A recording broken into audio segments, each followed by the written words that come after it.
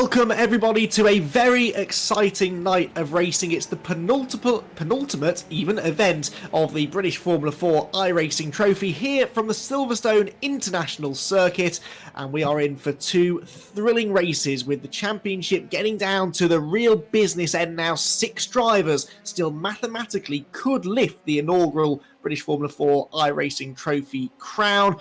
3 of those drivers in particular that we're really going to be shining a spotlight on tonight as they all try to position themselves in order to try and win the championship next week at Brands Hatch on the Grand Prix circuit there. My name is Andy McEwen up here in the comms box, ready to talk you through 2 20-minute races here around the high-speed, the wide-open Silverstone International Circuit, a circuit that the British Formula 4 Championship has not yet competed at, but it was scheduled to be racing here for the first time later on in the season, and it is a layout that doesn't get a huge amount of use, at least for high-profile events. It's extensively used for club racing here in the UK, and week in, week out produces some proper Silverstone slipstreaming battles. There are lots of places you can overtake. There are lots of opportunities to use that toe and pull yourself ahead of the drivers in front of you, and it really should be perfectly suited for these Dallara Formula 3 cars that we're using for the British Formula 4 iRacing Trophy, and I think we're in for 2 really, really action-packed races.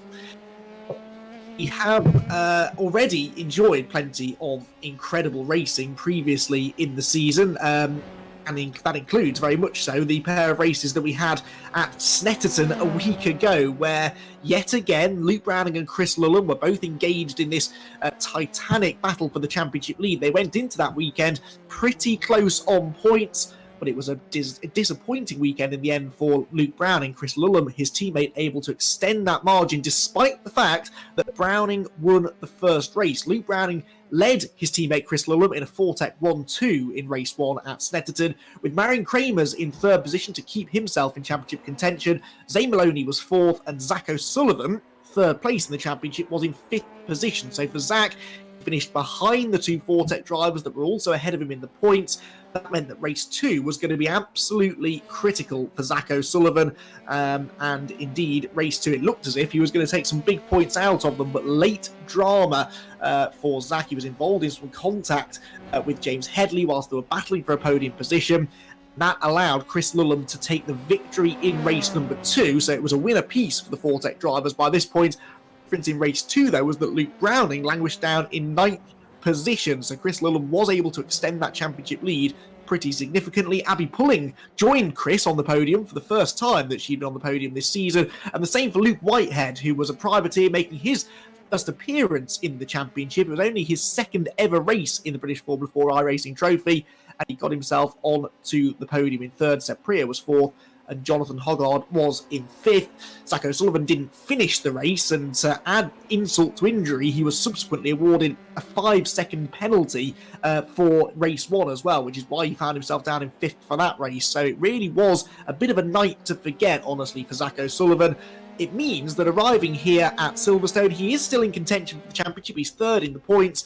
It's looking more and more likely to be one of those 2 Fortec drivers that lifts the crown. Chris Lullen arrives at Silverstone on 153 points. He is 19 clear of his teammate Luke Browning, which is just about the biggest championship lead that either of those 2 drivers have had all season long. It really has been nip and tuck. Certainly at the end of each race night, they both seemed able to come out pretty much equal on points. Arriving here, though, at this penultimate race night of the season, 19 points in it between the top 2. Zach O'Sullivan is then that little step further back on 107 points, so he's just less than 50 points off the championship lead. It's still doable with 25 points available for a race win, and there are 4 races still to go, so a maximum of 100 points still on the table. But Zach really needs to try and win at least one, preferably both of the races tonight at Silverstone to start narrowing that margin. Also in contention are Nico Verone, Marion Kramers and Jonathan Hoggard. So we've got 3 Fortec drivers, 2 Carlin drivers, and Nico Verone, who is the top privateer, all still mathematically fighting for the championship. But the real interest, I think, with those drivers is going to be seeing who comes home in 4th place, because those 3, 4th, 5th and 6th in the championship, are separated by just 11 points. Then there's another step back to Zane Maloney, Abby Pulling, Seb Priya and Alexei Nesov, who are covered by just 6 points in their scrap for 7th place in the championship. It's very, very tight. wherever you look, really, up and down the point standings as we arrive here at Silverstone. And so every position on track, regardless of whether it's a battle that involves one of the top three in the points, still have some championship significance, as those drivers who realistically are out of the championship equation now still look to try and gain championship positions in the final few races of the season. So the Silverstone International Circuit then is a place that maybe some of you won't be all that familiar with, but someone who has completed a few laps around this place virtually and I would imagine in real life is our regular clerk of the course, Dan Blake, who joins me for his weekly pre-race chat. Dan, this Silverstone International Circuit, it's an interesting one, isn't it? It's very, very fast. You have to be quite committed around here, but it does, generally speaking, produce some pretty entertaining racing. Hello, Andy. Hello, everybody. Yeah, I've raced this one in real life as well as in the sim. I raced here, I think it was 2016 in the Hyundai Coupe Cup, and I've also raced on the track as part of the Birkett 6-hour race as well, which incorporates both layouts. And it's interesting because we see the international circuit where you have the link. There is quite a nasty bump there as well, which can unsettle the car. But it is a very fast circuit and momentum based as well because you've got the long straights. And also something for the drivers to watch out for today as well is on the link going into the Hangar Straight, if they go wide, they will get an iRacing slow down penalty, which I think may produce a factor or two in today's racing. Yeah, exactly. That the track limits penalties in iRacing can, for outsiders, I think, myself included, be a little hard to understand sometimes because we see drivers, you're telling us about the link, which was the right-hander that Luke Browning, who we just rode on board with, just went through, and yet this right-hander at the other end of the straight, how much runoff area they can use there, but it's different rules for different corners. It's not supposed to be exactly the same as it would be in real life, but the drivers are all made aware, aren't they, Dan? Before they step out onto the track, they all figure out where they can get away with it, where they can't get away with it, and at the end of the day, it's the same for everybody. Exactly, rather than going with the iRacing incident point system as well, which works on a no-fault basis, so you can actually be victimised by that. What we do is we just race sort of there is no incident limit, but the drivers, obviously, any contacts, they let me know, I'll investigate them, and it's sort of self-governing, really, which I think is the best way for us to run in this championship in. Yeah, no, absolutely, and I think generally speaking that's been going down pretty well so far this season. What are your thoughts then as we arrive here at Silverstone championship-wise, because things are starting to get quite interesting at the top of the points, aren't they? Chris Lulham's got this little bit of a margin now, 19 points. Dan, there are still 100 points left on the table. He hasn't won this yet, has he?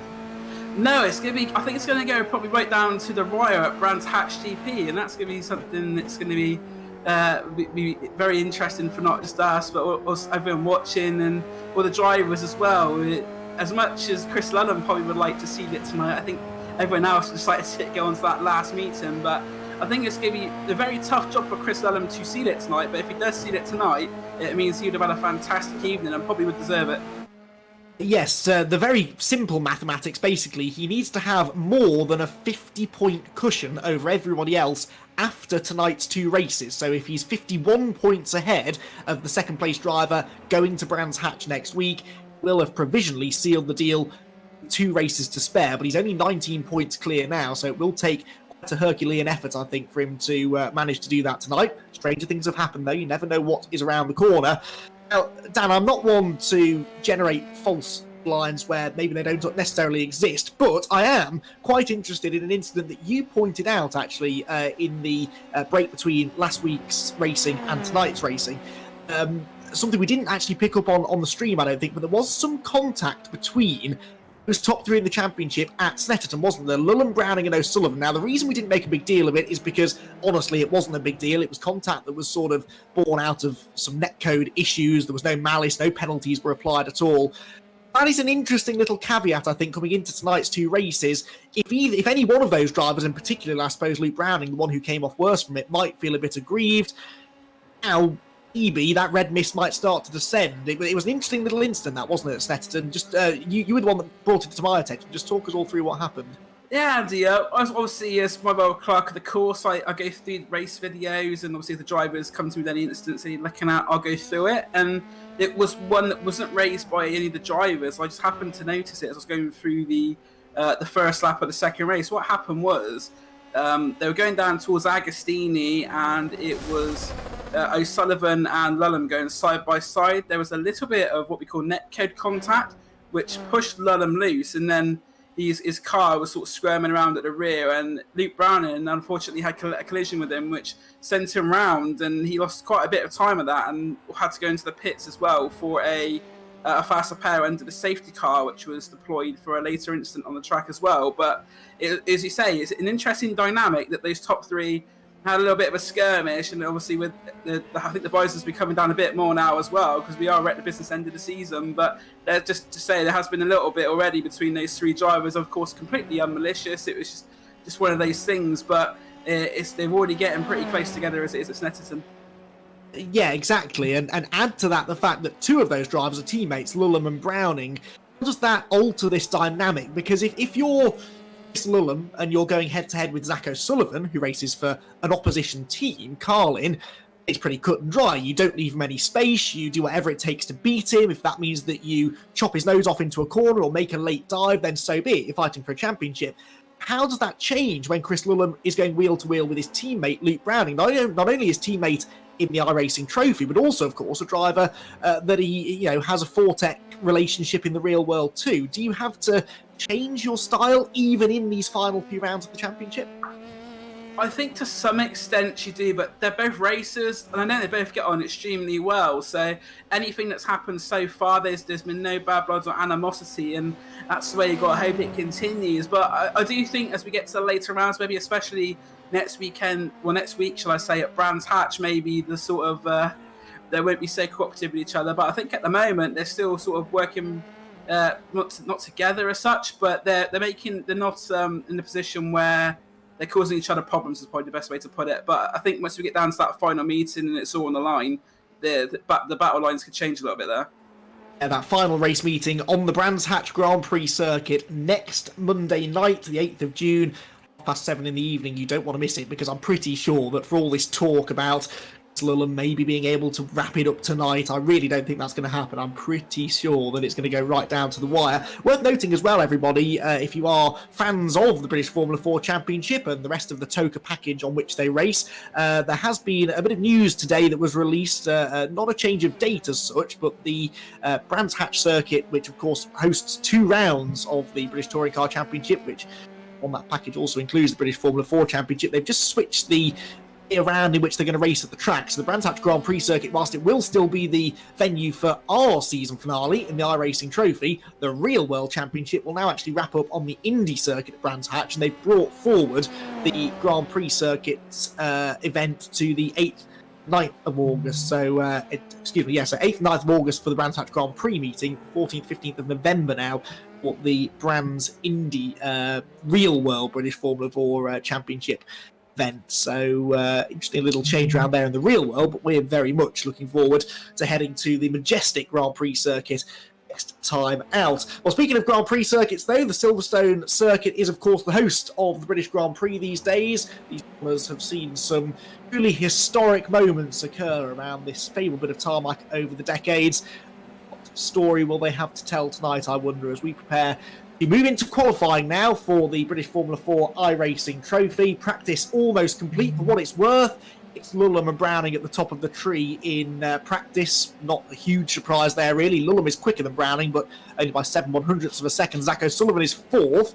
Nico Voronek is 4th in the championship, is down in 11th place. Marion Kramer's 5th in the championship, 6th in practice. And Jonathan Hoggard, who is the last of those 6 drivers still in contention for the title, he is in 8th position in the practice session right now. But qualifying about to get underway. The checkered flag has flown on practice. Dan Blake, before you disappear to partake in your role as clerk of the course, give us one more pole position prediction. Who do you reckon is going to get the pole today?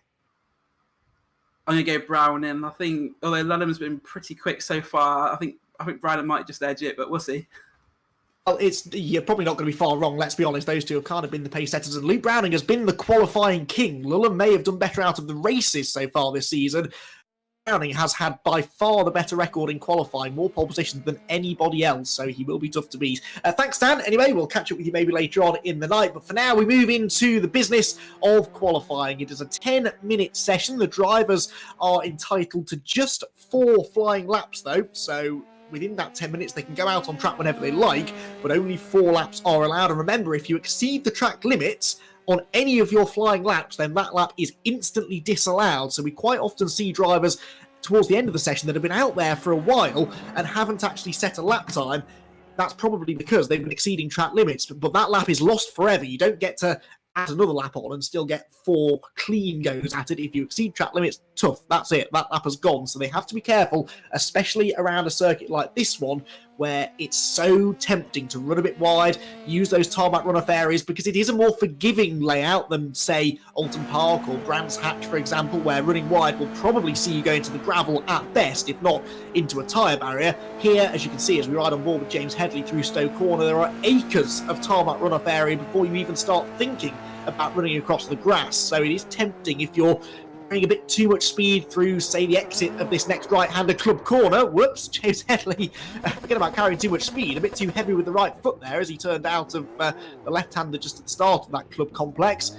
As if you were to run a bit too wide, as Headley is doing here, I would argue, into club corner, you will get that lap time disallowed. So qualifying then getting underway, drivers out onto their first flying laps now, and follow Zach O'Sullivan, 3rd place in the championship, in desperate need of some good results here, and his best way to start his night really would be with pole position. If he can beat those Fortec drivers to the pole position, it's not worth any extra points, but it's worth track position. And in these high downforce slicks and wings single-seaters, even around a circuit like this one where it is possible to overtake, track position is still key. Already, though, times coming in from other drivers. Alex Connor so far is the fastest on a 59.77. Marion Kramer second, Abby Pulling third, but we will see them go quicker than that. Bart Horston now goes to the top of the tree. Bart Horston is a new name to the championship. He's a newcomer racing for Arden here tonight, so we welcome Bart Horston to the British Formula 4 iRacing Trophy. Zach O'Sullivan will come across the start-finish line. He will now try to beat Luke Browning's time of 59.35,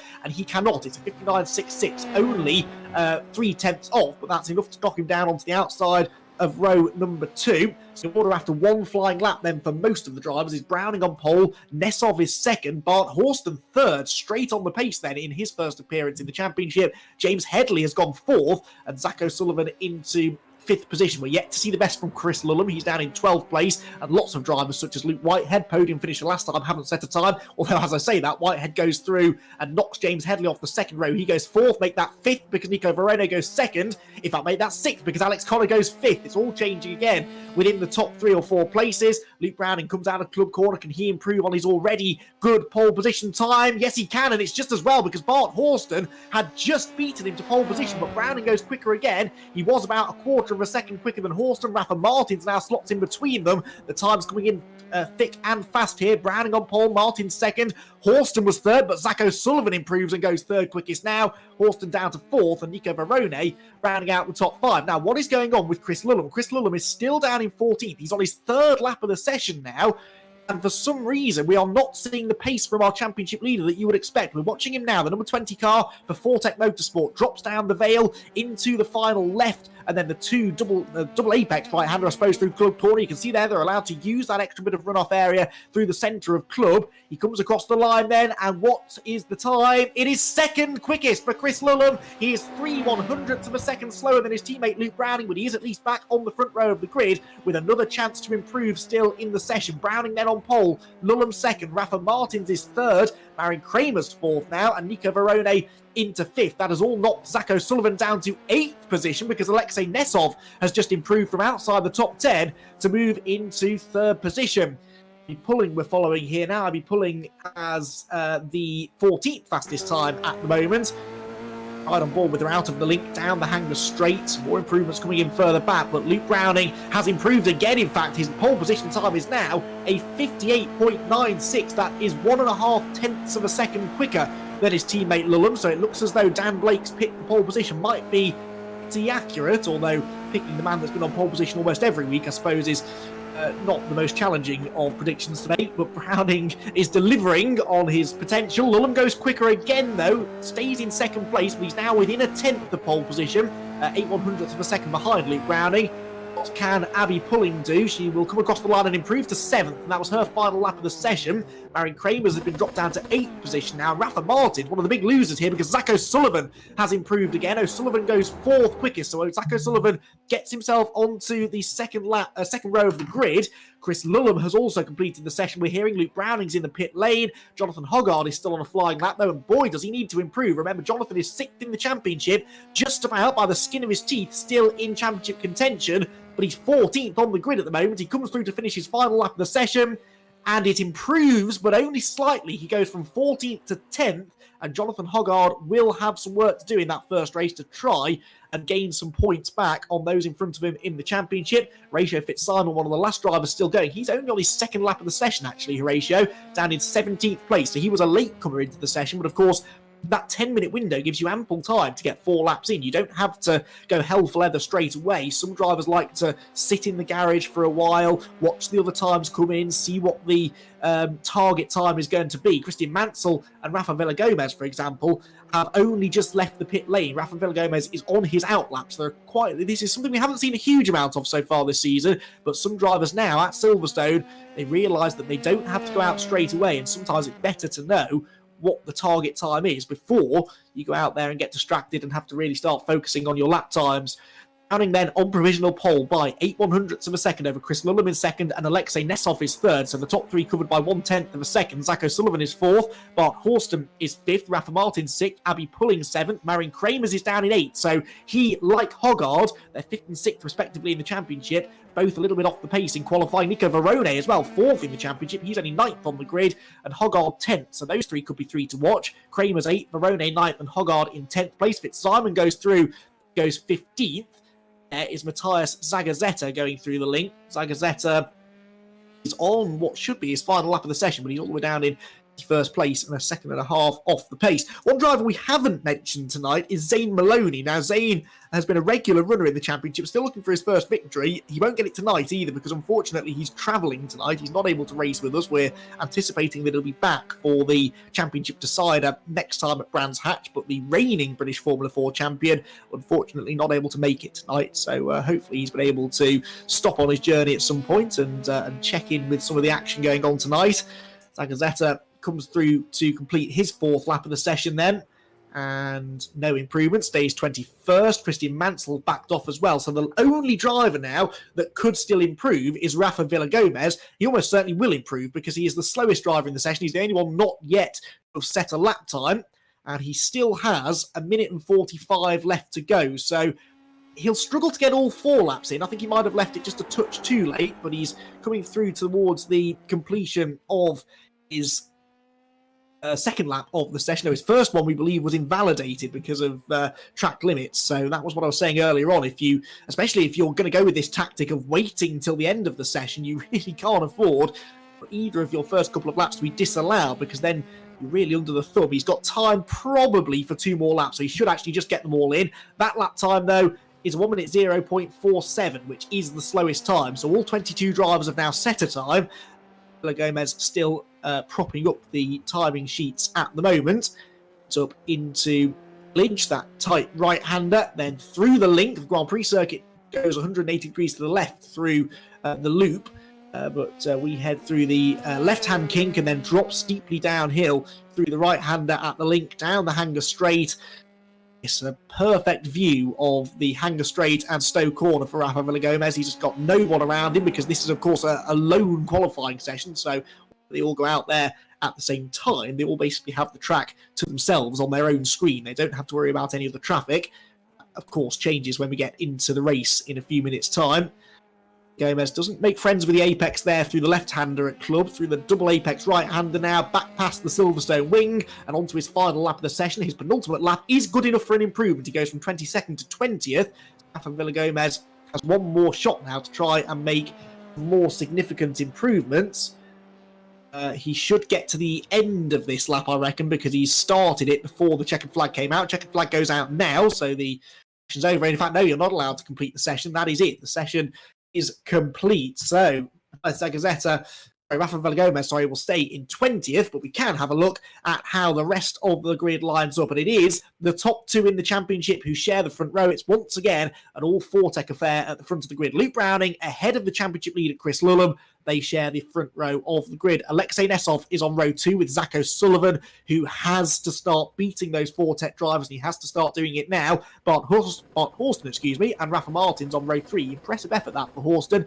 Abby Pulling has Marin Kramers alongside her on row 4. Then Nico Verone and Jonathan Hoggard share the 5th row of the grid. Then it is Jaden Ojeda and Alex Connor on row 6. Seb Prio and Luke Whitehead make up the 7th row. Then Horatio Fitzsimon and Christian Mansell on row 8. James Headley and Nathan de Villiers on the 9th row together. Then Fred Lubin and Rafael Villagomez round out the top 20 with Nico Pino and Matthias Zagazeta at the back of the grid. So 19 points the difference. 4 races to go. 100 points still on the table. And Luke Browning and Chris Lullum as inseparable as ever. They share the front row of the grid. On our right is number 11, Luke Browning. On the left, number 20, Chris Lullum. The revs are starting to rise. We're ready to go racing. Race 1 of the night for the British Formula 4 iRacing Trophy on the Silverstone International Circuit bursts into life, and it's a good start by Chris Lullum. He is away quicker than his teammate Luke Browning, and he has the inside line for Abby Corners, and the championship leader will go through into turn 1. Browning has to try and fight back as soon as he can, and he does. They run wheel to wheel through Farm Curve into the first braking zone at Village, though, and it will still be Lullum in front. Browning second. Round the outside goes Alexei Nesov. He's dicing with Zach O'Sullivan, who was trying to take third place away. Has the Carlin driver gone through? Yes, he has. O'Sullivan into third, and there's a spin. There's a spin for Rafa Martins. That's a shame. No, it was no Horston, I think, maybe that went round. So Bar Horston going around, going through the link, and there is a safety car being thrown as the 4-tech drivers at the front weaving around already to try and get temperature into their tyres. Fred Lubin has fast-tracked to the pit lane, I'm afraid. Bart Horston losing 13 places. I'm pretty sure he was the first driver that spun there. It was definitely a red car that went around going out of the link. We're going to see a replay here. Oh, dearie me. And yes, as others scattered for in avoidance behind, that is what has taken Fred Lubin out of the race. And others were delayed as well. Hoggard was involved in that. He's dropped down to 19th place now. Jaden Ojeda has dropped 9 positions as well. He's into 20th. Here's Alex Connor's view of it. He's right behind Abby Pulling, just ahead of Nico Verone. Dropped down the hill. Oh, and no, that was a separate incident there, wasn't it? Was that Verone into the back of Connor, possibly? I assumed that they were going off in avoidance of the initial spin, but no, Alex Connor definitely tipped into zone rotation there, going through the link. James Headley here, we're seeing how he got involved in that. Just to go, unfortunately, for James Headley. He's headed for the pit lane now as well. So too Hoggard and Ojeda. So along with Fred Lubin, the 4 drivers that immediately are having to make use of a fast repair, which means that they can get those cars repaired quickly. You'll be surprised to hear. They'll get back out on track before too much longer. And because there's a safety car out, they should be able to get back on track without losing a lap. So lots of drivers in strife, unfortunately, on the opening lap here at Silverstone. James Headley there we're seeing limping into the pit lane. That's live footage of him going down the Silverstone pit lane. This is live footage, though, of Chris Lullum, the race leader. What a pivotal start that was. Luke Browning did all the hard work in qualifying. He pipped his teammate to pole position by the narrowest of margins. It was all undone before they even reached turn number 1. Chris Lullum was able to go through. So the order then, as we come through to the completion of lap number 2 behind the safety car, Chris Lullum leading, Luke Browning second, Zach O'Sullivan third. The top 3 in the championship, in championship order, run first, second and third in the race. So their objectives are pretty clear. Lullum needs to hold on to the lead, whilst Browning and O'Sullivan need to try and take it off him, and they will still have a good amount of time to do so once this safety car comes in, hopefully at the end of the next lap. Alexei Nesov is down to 4th, Rafa Martins up to 5th, and Marin Kramers also gained some ground. Marin Kramers, the man 5th in the championship, is now 6th in the race, having started in 8th. Abby Pulling, one of few drivers to still be in the same position she started in, so she is down in 8th position. Wait for the timer screen to update. Yes, 7th position for Abby Pulling, 8th Nico Verone, 9th Seb Prio, and 10th position for Luke Whitehead. Oh, lights out on the safety car. We'll be going racing this time. As it stands then, there would be 26 points between Chris Lullum and Luke Browning if we threw the checkered flag now. Thank goodness we're not going to do that, because that means we've got time for more great racing and time definitely for that championship equation to change. O'Sullivan would drop now to 56 points back. There will be 75 points still available after this race. So As it stands, all three of them would still be in contention. I don't know whether provisionally people like Hoggard and Verone might find themselves being knocked out of contention now. Verone's down in 8th. Hoggard, of course, having pitted, is down in 18th, and you only score points down to the top 10. So confirmation on that in a while, but certainly looking good as it stands for the championship leader, Chris Lulham. As I said, though, this is not over yet. The safety car will be heading into the pit lane this time around, where we'll get back to racing with probably just about 14 minutes or so still to go, maybe 15. And Chris Lulham trying to give the safety car driver a hurry up here. Of course, the drivers hate going around this slowly because they lose all of the temperature in the tyres, in the brakes, and these racing cars are not designed to run around at 50 or 60 miles an hour as they're doing so now. They're designed to go an awful lot quicker, which they will be momentarily because the pace car is about to head to the pit lane, and Chris Lulham needs to try and now execute a perfect safety car restart. They're not particularly bunched up. They now start to gather in behind the race leader, who is waiting and waiting and waiting, still hasn't accelerated. He now, though, becomes the control car, so as soon as Lulham decides to accelerate, which he does now, then the rest of them can do so behind. Through club they go, then on to the start of another lap. We're back to racing once again here at Silverstone, and Luke Browning needs to go on the attack immediately, and he's right in the toe. The slipstream is pretty sizable around this place, but it's also hard to run nose to tail through the high-speed corners. You saw it there, Browning in second place, just understeering wide of the apex through Abbey Corner. You want that slipstream down the straight, you don't want it through the corners, and of course it's a tricky balance to find if you want to try and overtake the driver in front, which rest assured Luke Browning wants to do, has to do really. He's 19 points behind already. As it stands, that gap would go out to 26 points, and with every race that goes by, he has fewer and fewer opportunities to start shrinking that points gap again. And into Stowe they go. Abby Pulling having a big dive up the inside of Marion Kramers. That was a good move, but she can't get the car stopped. Runs a bit wide. Kramers comes back side by side down to club corner. The next corner is a left-hander, which should have favoured Pulling, but Kramers gets over to the left to defend. Pulling tries the outside line. That risks leaving the door open for Verone, though, who sees the opportunity to pull off a pitch-perfect switchback manoeuvre. And next in line is Seb Prio, who would also quite like to get in on the act if he can. So Abby Pulling goes from gaining one to losing one through Stowe corner. She nearly loses another to Prio.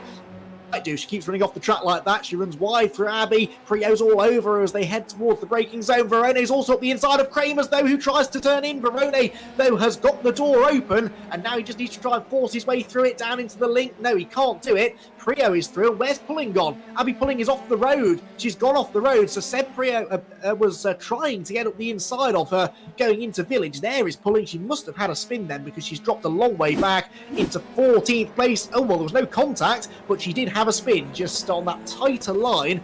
Not more steering lock on, but you're still trying to get back to the throttle nice and early, and in the end it was too much steering lock and too much throttle for Pulling. She has a spin, drops to 14th. Verone, though, on a real tear, goes around the outside of Marion Kramers now, so Nico Verone moves himself into 6th position. I got a brief update before we went back to racing saying that the order they were in before would have meant that Hoggard was eliminated from championship contention, but Verone and Kramers very much still in it, while Verone is only helping his chances of staying in contention because he's gaining places hand over fist. He is, though, now 2 3/4 seconds behind the top 5, so we need to watch Nico Verone's lap times with interest to see whether or not he can catch the lead group. Speaking of lap times, fastest lap of the race belongs to Luke Browning in 2nd place. There he is, still chasing down his teammate Chris Lulham. He's no doubt benefiting from the slipstream, but Luke Browning, him closing in down that hanger straight into Stowe corner, but whilst he can stay close, he can't get close enough to actually make a move and go through. So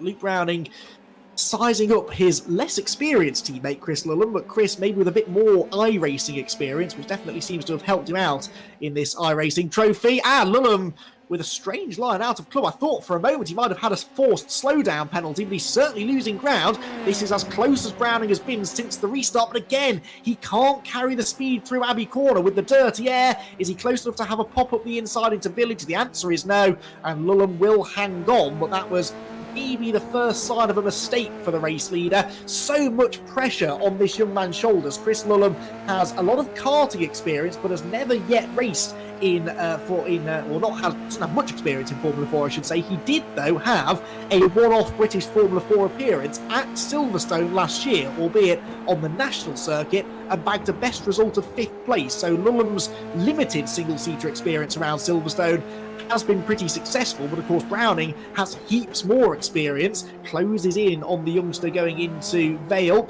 Luke Browning, former Ginetta Junior racer, debuted in British Formula 4 last year with Richardson and won 2 races on his debut season. So Luke Browning, with that little bit more single-seater and racing experience in general, might that pay off in a toe-to-toe battle for race victory and for championship honours? He's closing again, and this time he might be tempted to have a go.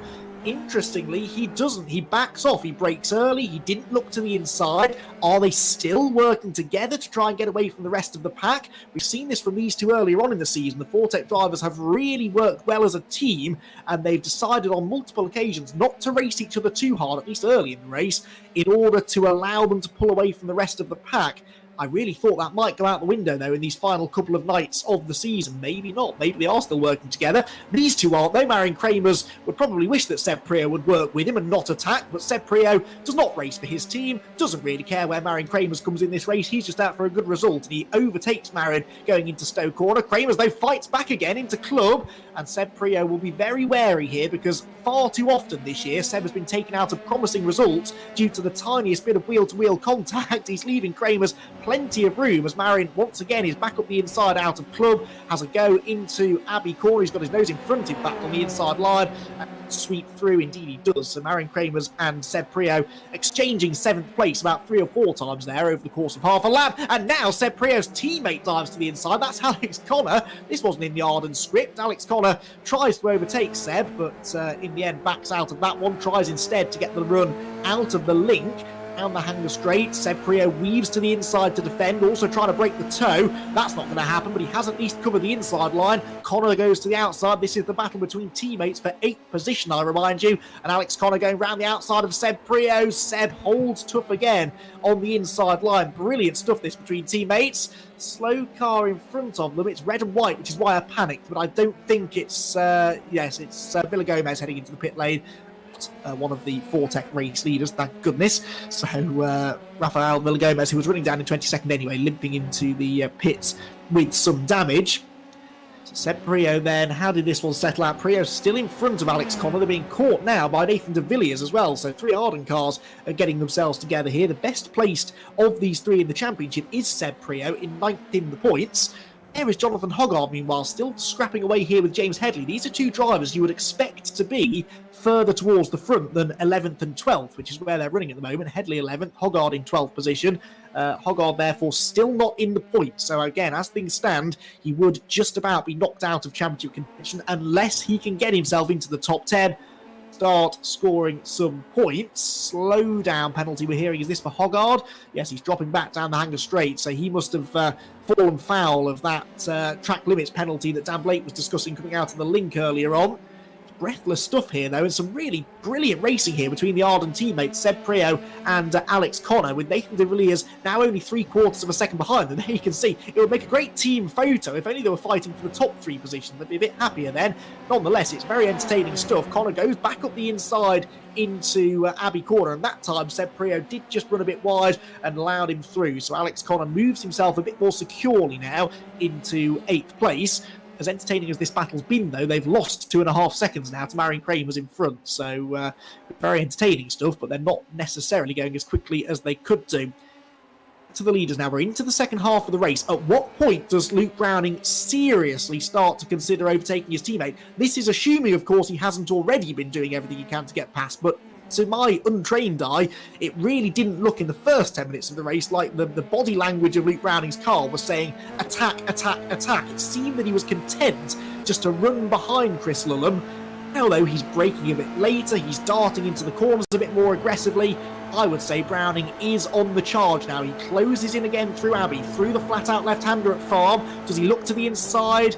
No, but again, that could just be because he doesn't want to get involved in any 50-50 contact. The last thing these two need to do is take each other out of the race, especially since they are 1.9 seconds now clear of their other championship rival, Zach O'Sullivan. O'Sullivan is reasonably safe in third. He's got a second in hand over Nessov behind him. So really, these two could now start battling without fear of the Carling car behind. And here comes the attack. Luke Browning up the inside into Stowe corner. This is super close racing. And he goes through, runs a bit wide on the exit though. Lullen will try to fight back. Can't get alongside coming down the hill. Defensive line taken by Browning. Chris Lullen goes to the outside line, but Browning holds tough. I think it's fair to say they're racing now and they're immediately holding each other up. Keep an eye on Zach O'Sullivan, who's taken about half a second out of them in the last three corners just because of these two running side by side, which they will do once again across the start-finish line. Onto the 13th lap of racing. Lullen tries the outside line for Abbey. You can't do that. He runs off the track. You can do that. Brilliant stuff. Chris Lullen is still there, but again stuck on the outside line into Village.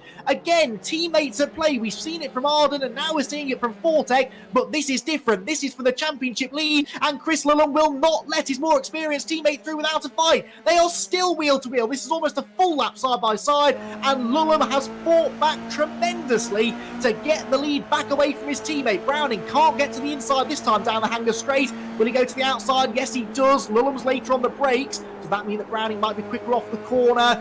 No, it's pretty 50-50 really. They're pretty equal off the turn, but now Zach O'Sullivan, who was 1.7 seconds behind them, what you can see now, he's alongside Luke Browning for second. There's a bit of wheel banging between the two of them. That was dangerous. They just about avoid serious damage though, I think, but Zach O'Sullivan is right there with them. So is Alexei Nessov, and not that far back is Rafa Martins in 5th position. So the more these two start dicing, the more cars are going to join in the fun and the less predictable this all gets. Here comes Browning, back at Lullen, back round the outside into Village. That's the position Lullen was in a lap ago, and that turned into the race lead a couple of corners later. No such luck for Browning on this occasion though. He stays in line, stays behind his teammate. Nessov is starting to make a nuisance of himself behind Zach O'Sullivan, and disappointingly, we've only got 5 minutes of this race to go. This is fantastic stuff. The Silverstone International Circuit is delivering on the slipstreaming side-by-side racing we promised you, and this is so tense between the top 3 drivers in the championship. Chris Lullen leads, Luke Browning second, Zach O'Sullivan third. That's the order they're in the points as well.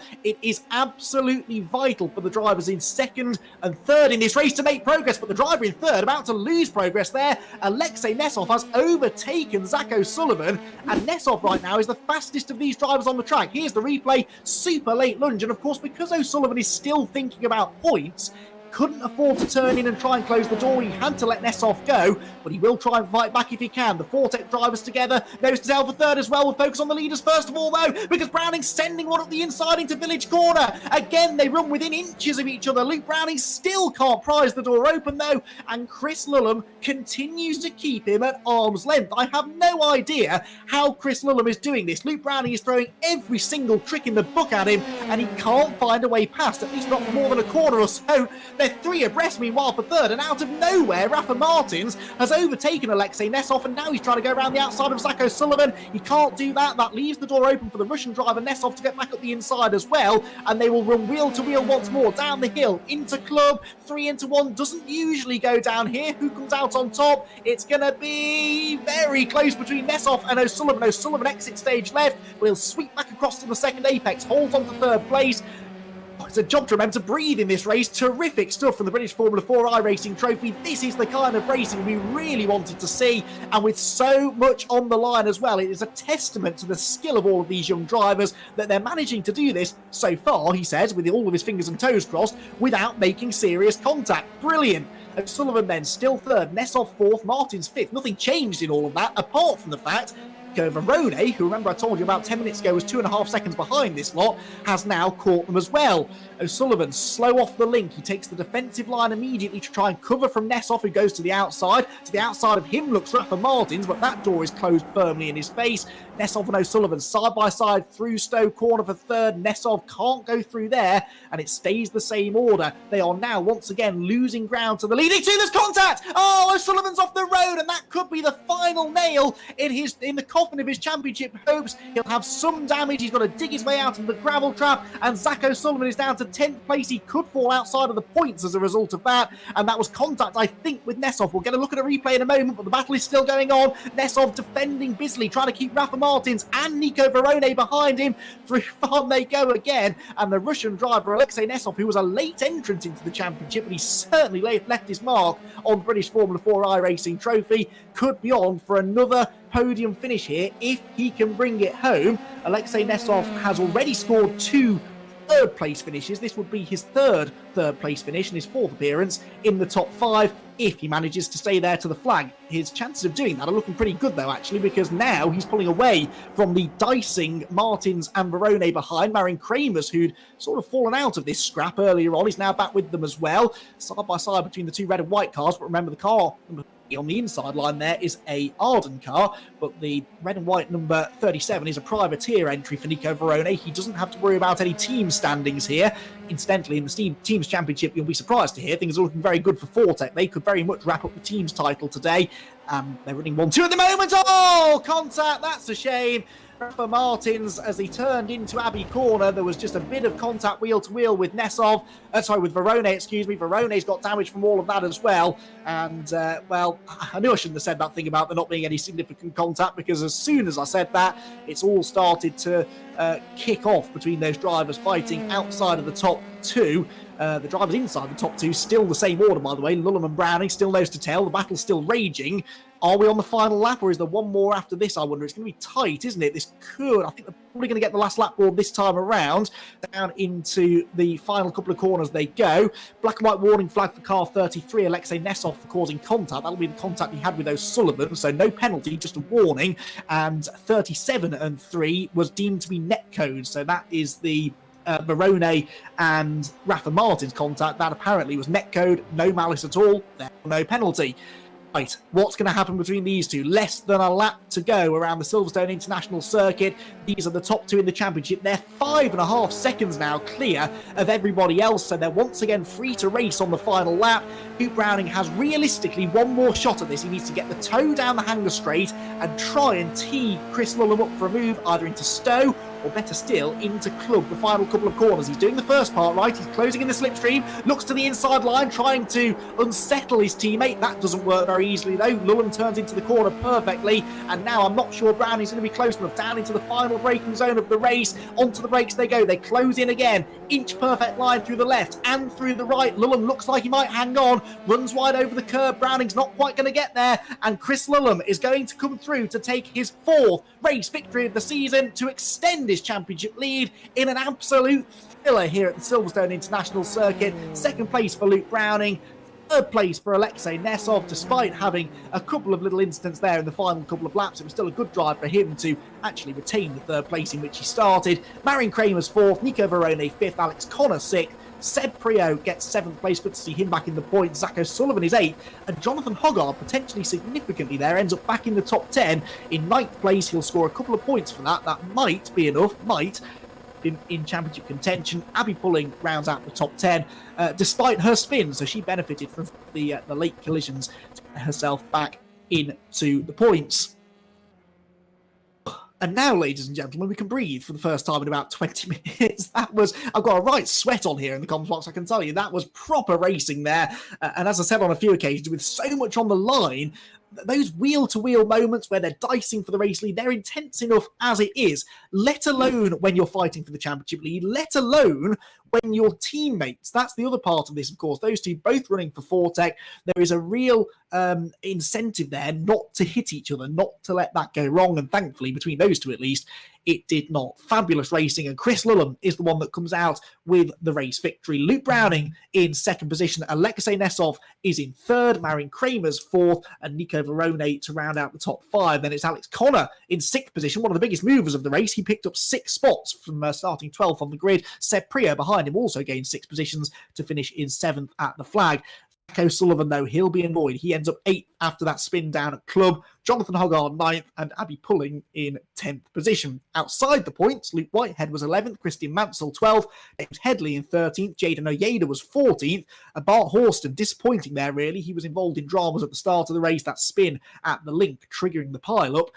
He ends up outside of the points in 15th. Horatio Fitzsimon is 16th, Rafa Martin 17th, Lube in 18th, and Nathan de Villiers in 19th, and he will be on pole position for race number 2. Just been notified by Dan Blake. It will be a top 19 grid reversal. Then it is Zagazeta 20th, Nico Pino 21st, and Rafael Gomez in 22nd. And I believe, I'm just going to double check that I read that right before I say anything I shouldn't do. Yes, so everybody outside of the top 3 in points is now out of it. It is a 3-way shootout for the title between Chris Lulham, Luke Browning, and Zach O'Sullivan. Will update you on the points before race number 2.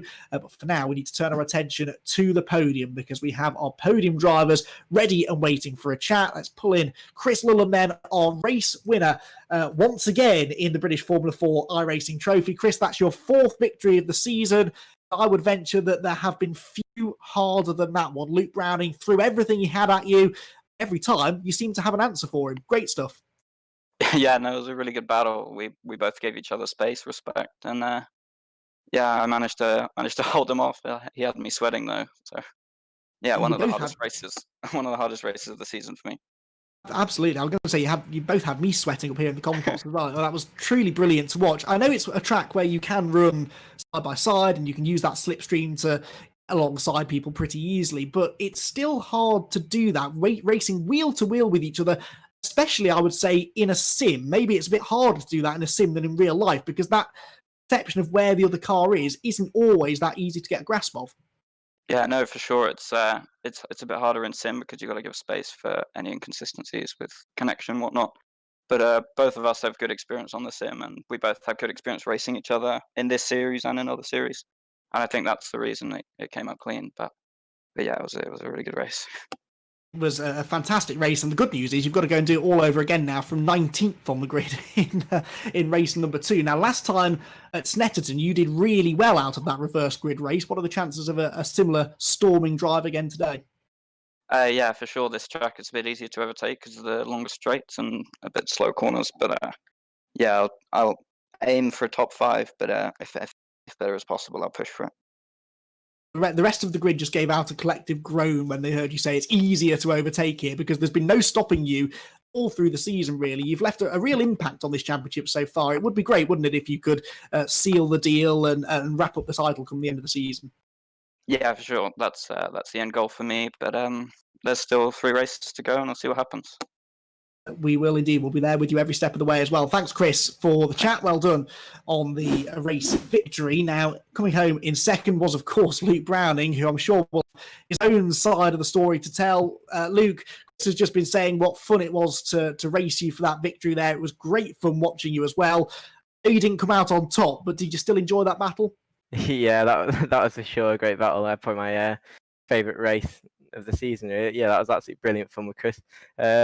Yeah, we were just battling away. We were talking in Discord like, ooh. Yeah, it was really good. We're close as ever, and yeah, that was really good fun. I enjoyed it. So not only were you engaging in that wheel-to-wheel battling inches apart, not only are you fighting for a championship, but you were also laughing and joking with each other the whole time. Oh yeah, we're having a giggle, and yeah, it's quite funny, the Discord, really.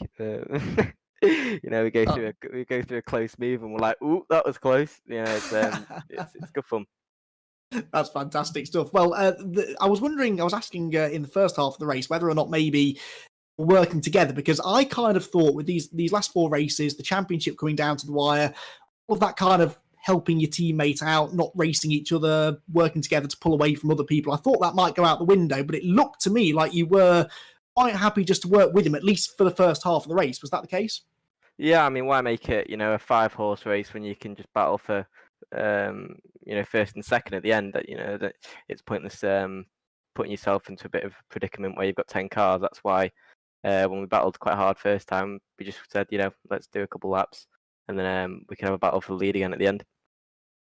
On what a battle it was. And of course, you've now got to both try and make some progress from, I think you'll be 18th, he'll be 19th on the grid for race 2. So what are your thoughts ahead of that second race? It could be a really important one.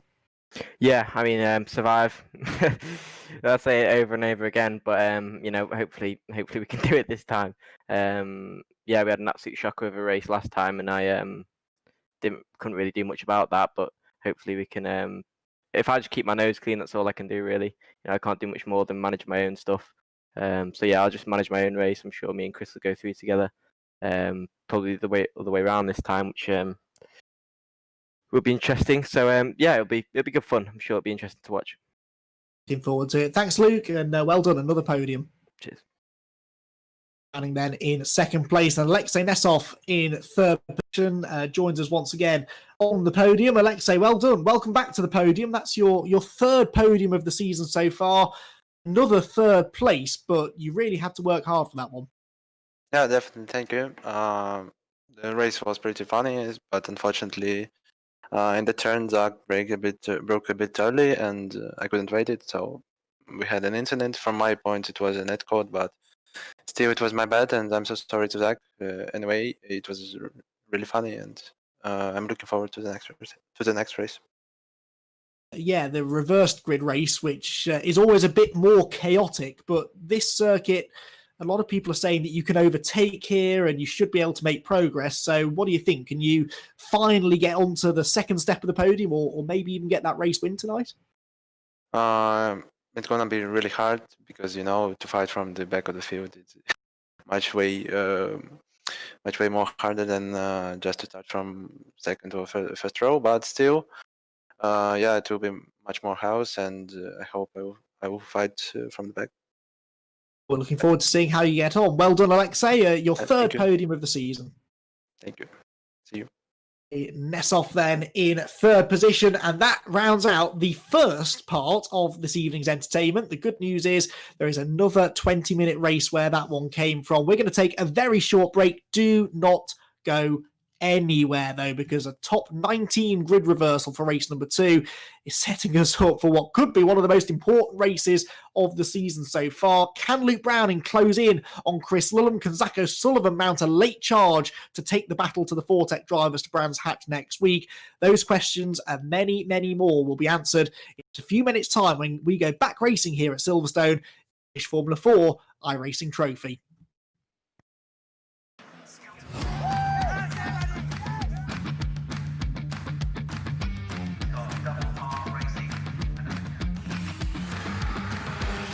The team at Momentum Social has a strong history in the Toka paddock, and this is our second season working with the British Formula 4 Championship, providing video and creative services. As the first rung on the ladder towards Formula 1, the British Formula 4 Championship is pivotal in the young driver's racing career. Working with the championship, we wanted to give fans an exclusive look into what a race weekend is like from the driver's perspective, with behind-the-scenes access and exclusive content. Now in collaboration with Year One TV and Jacob Ebury Photography, we're helping to bring you the British Formula 4 iRacing Trophy, which has already seen some great racing so far this season. Can't wait to see you at the next one.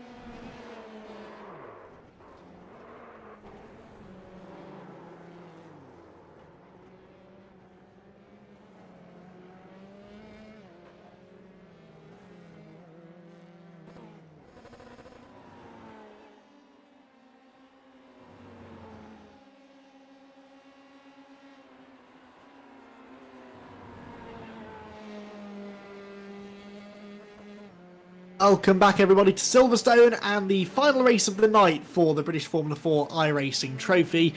The last race before we head to Brands Hatch in a week's time to wrap it all up and decide on a champion. The first race tonight was an absolute thriller. If you've missed it, then you'll definitely want to catch up with it on YouTube later on. It'll be all available on the Year One Racing TV YouTube channel, and also head over to the British Formula 4 social media pages for links to all of the action, not just from tonight, but from all of the previous races this season. They've all been good, but tonight's first race arguably was one of the best races of the season so far. It saw Chris Lullum come out on top, though, to take his 4th race victory of the year, narrowly pipping his teammate and championship rival Luke Browning to 2nd, while Sacco Sullivan is still in championship contention, but having finished down in 8th position, he has some serious work to do now in this 2nd race of the night. Well, the drivers are just in a 10-minute free practice session, 3.5 minutes left of that before they start gridding up for the second 20-minute encounter of the night, which just about gives us time to have our weekly chat with the Media and Public Relations Manager for the British Formula 4 Championship, Damien Meaden.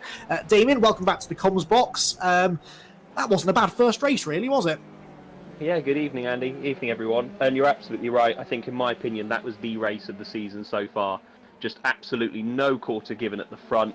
Honestly, I spent about 15 minutes, as I'm sure everybody else did, thinking lap on lap, any moment the contact's going to come. Any moment it's just going to go a little bit over that fine line between an absolute disaster and what we ended up having, which was a brilliant race between the two of them. Chris Lullum really stamping his authority there. That means his lead is now 26 points, only 75 available as it stands, 50 after this next race. So he's really starting to close in on that, and that's really sort of put the onus on Luke Browning now in this reverse grid race. He's got to come out and be aggressive, because he's got to try and get that gap down, because if Chris Lullum can get any more of a lead heading into the last 2 races at Brands Hatch, it's going to be an increasingly steep hill for Browning to climb. But no, brilliant race up and down the field. Really enjoyed that. Interesting dynamic as well between those 4 tech drivers for me, particularly because Lullum had that 19-point cushion, which wasn't massive, but it was the biggest championship lead anyone had really throughout the season. There was a point where Browning looked to have got him beat. Browning had got through, and I thought, okay, maybe Chris might just bag the points for 2nd. Did not. He fought straight back. He got that lead back. It could have gone horribly wrong, and thankfully it didn't. But I think that says a lot about Chris as a driver, that he doesn't give up, he doesn't give in, and even if he's got that championship lead, he's still going to fight for every position, especially if it's got anything to do with his teammate Luke Browning.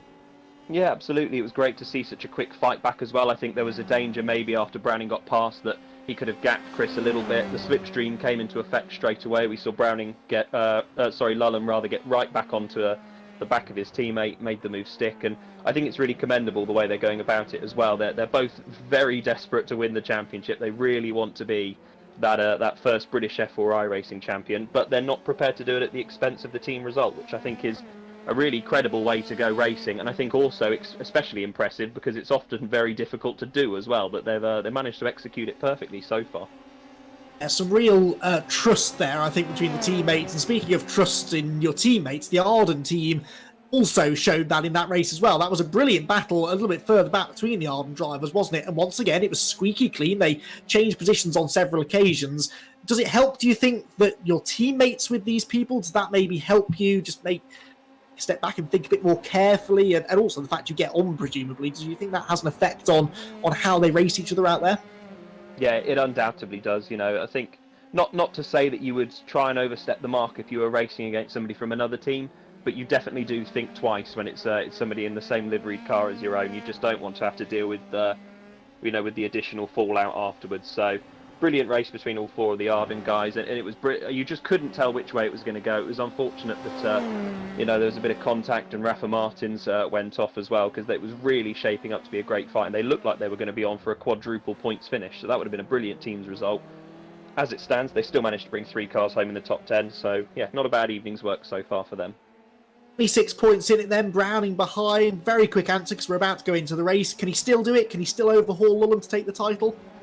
Absolutely, this is far from done yet, and I think this next race might be the crucial one. It's really going to set the tone for the season finale. Excellent stuff. Thank you, as ever, for your time, Damien. We'll speak to you again at Brands Hatch in a week's time. Go away, though, and enjoy this race. I think it's going to be another good one.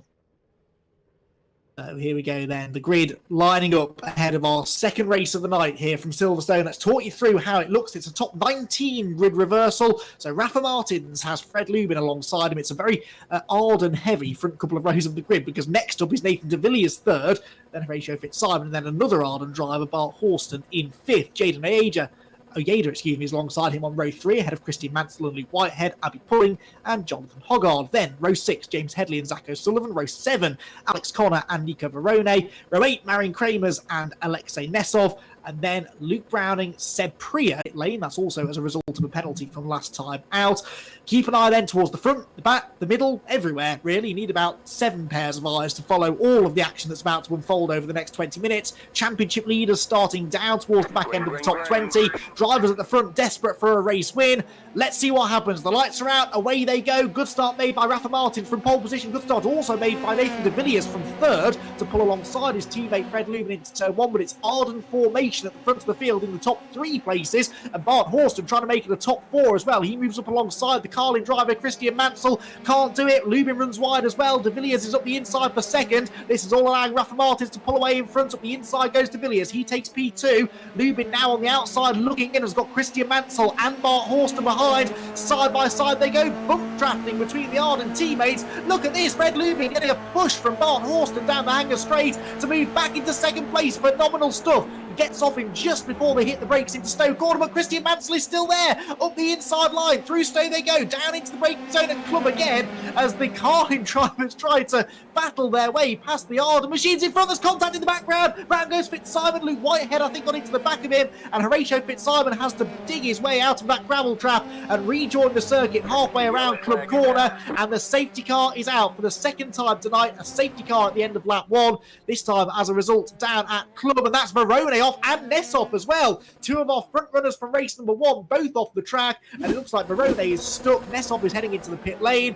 We'll see a replay maybe here of what happens as they drop down into Vale. And, well, that's contact them. Oh, no, this is, sorry, excuse me, this is the start of the race we're seeing a replay of here. So this is, Nico Verone here, we believe. I've lost pictures, I'm afraid, for the replay, but Nico Verone, we know, has headed for the pit lane. The replay now at the start, the run through the first corner. So there was, I think there was other issues, though, it's fair to say, because Abby Pulling is down the order. And now, this is important, Chris Lullum is in the pit lane. So what has happened to Chris Lullum? That's what we really need to try and find out here, because Chris Lullum, our championship leader, is in the pits going through a fast repair. And, yeah, Lullum has it. James Headley, would you believe? So, James Headley, who had a part to play in Zach O'Sullivan's demise at Snetterton, remember, last time, another championship contender, this time around on the receiving end of some contact from Lullum. And we're going to see another replay here. Then this time I think going to see what happened to Jonathan Hoggard down into Vale. This is just behind Whitehead. Oh, that looks like netcode to me. Whitehead into the back of Horatio Fitzsimon, and Hoggard had to go off in avoidance as well. So all of this means that Jaden Oyeda is still in the pit lane. Abby Pulling has been in, so too Nico Verone and Chris Lullum. They're all still in the pit lane right now. So this is going to really, really shake up our championship points, because where is Luke Browning? Luke Browning is 9th already. Wow, he's gained 8 positions already, has Luke Browning, as we continue to cycle through the replays here of the incidents on the opening lap. Back to live pictures now. Let's run you through the order, and then we'll get into the points permutations. Rafa Martins has the lead, Fred Lubin second. They're the same order in which they started. Christian Mansell has overtaken 4 drivers already to get himself into 3rd place. Bart Horston is 4th. Nathan de Villiers is down to 5th. He's the big loser, really, out of all of this, at least of those at the front of the grid. Then Zach O'Sullivan in 6th. Zach O'Sullivan, I think, realistically, has to win this race. Coming into this race, O'Sullivan was on 111 points to Chris Lullum's 178. So In other words, a long way back. He was 67 points behind. There will be 50 points available at the end of tonight. So as a bare minimum, by my reckoning, and someone will correct me if I'm wrong, but I think Zach needs second place in this race, provided Lulham doesn't score. I reckon Zach O'Sullivan needs to finish at least second in this race to keep his championship hopes alive. Of course, if he can win it, that's even better. That will be an extra 7 points. You get 25 for a win, only 18 for second, but I think he needs to score at least 17 points, which means he needs to score 18 for second to keep himself in contention if Lulham is not able to score. And Lulham is still in the pit lane, 3 laps down. Now this is interesting because they have this fast repair, don't they? I'm intrigued as to why Lulham is still in the pit lane. Realistically, he should have been able to get back out, I think, before the... he did, right, okay, he had to get back to the pits first and had that much damage. It just took too long, basically, so by the time he got to the pits, he was already laps down. So Chris Lulham is back out in the race, but 3 laps down, so unless lots of other drivers fall by the wayside, which could happen, but let's hope it doesn't in a way, because we want to see more clean racing, not more crashing. Unless that were to happen, I think Lulham realistically is not going to score points from this race, and that would be the first time that has happened all season long. Chris Lulham has scored at least 1 point in every one of the races we've had so far. He scored that 1 point on 2 occasions. The second race at Donington and the second race at Alton. He finished in 10th place on those 2 occasions. Scored just a single point. So this could be the first time he's out of the points. This is the best opportunity then for Zach O'Sullivan and Luke Browning to capitalise and close the gap. Right then, lights are out. We're about to go racing again, and Rafa Martins is looking for his first race victory of the season. It's not been a great season really for Rafa. No podiums, no top 5s in fact so far this season for Rafa Martins, so there's a good chance that if he stays out of trouble, he'll get his best result of the season. The same true for Fred Lubin in second place. It's an Arden 1-2. Now, will they maybe work together a la Fortec from race 1? Well, they might not need to if Rafa Martins puts that sort of a gap on Lubin on the restart. Rafa Martins goes early, Lubin holding everybody else back, and already the lead gap is up near 9/10 of a second as they cross the line, and O'Sullivan's off! I don't believe it. Zach O'Sullivan, who needs to finish in the top 2 in this race to keep his hopes for the championship alive, has gone off before they even get to the start-finish line. What on earth has happened there? He's dropped down to 16th place now, and he is a long way... Oh, he hit the curb! He hit that sausage curb coming through Club Corner, and the car launched skywards. We've seen drivers so far tonight running the other side of that sausage curb to try and avoid it, and that is, with iRacing's track limits regulations, perfectly allowed at that corner, and he just misjudged it, ran over the curb and ended up spinning away possibly his hopes of the championship. So now then, really, for the championship, it all boils down to Luke Browning. He's in 7th place at the moment. He is 26 points back, so he needs to try and win it to try and get that gap down to a single point. Meanwhile, the battling's still going on here between Arden and Carlin. It's one of the oldest rivalries in single-seater racing, and it's Arden coming out on top at the moment with Rafa Martins, Fred Lubin and Bart Horston making it a 1, 2, 3 for the red and white cars, with Christian Mansell in 4th place. We're on board with him now. The Aussie driver trying to get himself back on the podium. Through Abbey Corner they go. They're all getting held up a bit here, I think, by Fred Lubin, who is 2.8 seconds behind his teammate Rafa Martins already. Up the inside looks Horston. He's trying to attack, he's trying to defend at the same time. Christian Mansell wants to get a move on here too, and not far behind them, Baron Kramers, Nathan de Villiers and Luke Browning. Up the inside goes Christian Mansell through the link, tries to get the run down the back straight, and he is going to do that, I think, but he has no slipstream. The Arden drivers are going to work together here and give each other the toe, and here at the inside comes Marion Kramers. At the middle goes Marion Kramers, in fact, into Stoke Corner, goes around the outside of Mansell, goes on the inside. That's not going to work. He's so late on the brakes, somehow avoids Horston. That was a brilliant bit of driving. I could have sworn they were going to bang wheels and go off the road there. Horston back up the inside. Oh, there's contact this time, and around goes Fred Lubin. That's a shame. That was Kramers into the back of him, James Headley. Oh, well, that could have been very close, because involved in all of that was Luke Browning. Yes, Luke Browning got through. Oh, and Zach O'Sullivan now making contact with Alex Connor. That was necessary, but I think that's a bit of frustration maybe for Zach O'Sullivan. It's taken Alex Connor out of the race though, potentially, because he's stuck in the gravel coming out of Club Corner and fast tracks back to the pit lane. Right, Kramers back up the inside of Nathan de Villiers. That is for 5th place. Right behind them there, the white and red car, that is Luke Browning. He has gained 13 spots. He's in 4th position. If Luke Browning can win this race, he will be just 1 championship point behind his teammate Chris Lulham. into Brands Hatch. Now, the race win might not be on the cards because the leader, Rafa Martins, is 4.4 seconds ahead of anybody else, but he can certainly get himself on the podium and maybe snatch 18 points for second place. Here he goes. He's up the inside already. Is Luke Browning, if he's defending, is he there from... Luke Browning fourth. So that's who's the car that he's racing with there. Side by side for second. Mansell up the inside of Horston, who's through. But there's a blue car. Oh, Marion Kramer's behind Luke Browning. Was trying to get past him there as they went into Stowe Corner. My mistake, getting my Olin and Fortec cars mixed up for a second there. Through they go. Second place battle on your screen. Christian Mansell in the blue Carling car is second. The red and white Arden car of Bart Horston is third. Remember, making his first appearance in the championship. Luke Whitehead got a podium on his first appearance a week ago. It looks as though Bart Horston might be able to do the same thing. Goes on the inside of Christian Mansell. This for second place. It didn't work though, and it cost them both momentum. And this is Browning's opportunity to maybe get into second place. We are not yet halfway through this race. If he can clear these two quickly, he might, just might, be able to set off after the race leader.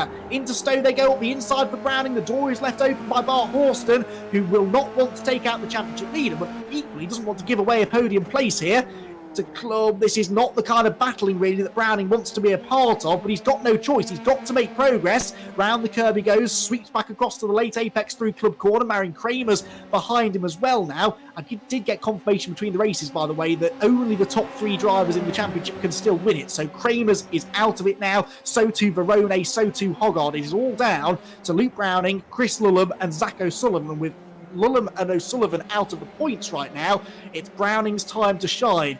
Got to try and make quick progress though, if nothing else, just to get himself out of this hornet's nest that he finds himself in. Through they go then down the Hanger Straight, and he's in the tow. He's got a good run here on Bart Horston. How hard will Horston defend? Particularly, it must be said, he leaves the door invitingly open for Browning on the inside. Luke is late on the brakes. He gets to the apex first, and every time he pulls alongside another car, I hold my breath. Marion Kramer's with a spin there in the background. That's not good news for Marion. The Carlin driver has a quick spin, rejoins up alongside the number 60 car, Nico Pino, who we haven't really mentioned tonight so far, but Pino's in the top 10. In fact, that move there puts him into 9th place at the expense of Kramer's, who fights straight back again through Club, and Nico Pino, just like that, gains a place and then loses it again. Jaden Oyeda is the car behind them in 11th, first car out of the points. Chris Lulham is only 18th still, so even with a few others falling by the wayside, being 2 laps down for Lulham is definitely hurting his chances of getting into the points here. Zach O'Sullivan, though, in 13th, has maybe a slightly better chance of points, but he's second to keep himself in championship contention. Slow down here for Horston. Bart Horston exceeds the track limits going through the link and has to slow down. That lets Luke Browning through, and also Jonathan Hoggard, his teammate, who is immediately playing the team game, giving his teammate a push down the back straight. Bump drafting in Formula 3 cars is not something you see too often, but it's clearly possible here, and Jonathan Hoggard gives the assist to his teammate Luke Browning as they both try and set off after Christian Mansell. Through they will come then. 10 laps in the books now. We're into the second half of the race. Rafa Martins leads the way by 6.4 seconds. A dominant drive this from Rafa. Christian Mansell is second. Luke Browning is third. Jonathan Hoggard fourth. Alexei Nesov is fifth. He could be on for a double podium here. That'll be the first time he's managed to take 2 podiums in one day so far this season. If he can do it, he's in 5th at the moment. Bart Horston down to 6th after that slowdown penalty. James Headley 7th. Nathan de Villiers 8th. Marion Kramer's 9th. And Jaden Oyeda into the top 10 now at the expense of Nico Pino. Christian Mansell there running a bit wide through the link as well. And slowdown penalty that Dan Blake headlined for us at the start of the night was going to be a potential issue. And indeed it has proven to be so far, with a few drivers running wide there and getting that instant slowdown track limits penalty. No such bother though for Rafa Martin. 6.5 seconds the cushion that he has over Christian Mansell in second place. I think realistically now, the best Luke Browning can hope for here is second place, but that would still be 18 points if he can get past Christian Mansell and stay there, of course. Side by side here between Nathan de Villiers and James Headley. Headley in the grey car on the inside gets overtaken round the outside for the second week in succession, this time by Nathan de Villiers, and Marion Kramer now tries to join in as well, recovering after his spin. Headley dives back up the inside into Abbey Corner. This has trouble written all over it. Marion Kramer tries to make it 3 wide. Somehow they avoid contact for the time being. Headley back up the inside again into Village Corner. There it is. There's the contact, and there's a spinning Arden car in the distance as well. Who knows? That's Bart Horston's gone round. So de Villiers we watched having a spin, and there is Bart Horston, who's had a moment of his own going down into the link, and unfortunately for Horston, that will drop him way down the order, out of the points in fact. to 11th place. And again, a bit like Zach O'Sullivan on the restart, it was self-inflicted over one of those horrible sausage curbs that seem to be lining most of the circuit here at Silverstone. It's all to stop people exceeding track limits, and it works really, because if you run over them, you've just seen the result. But as you can see there through Club, the drivers do have that nifty little line they can take around the outside.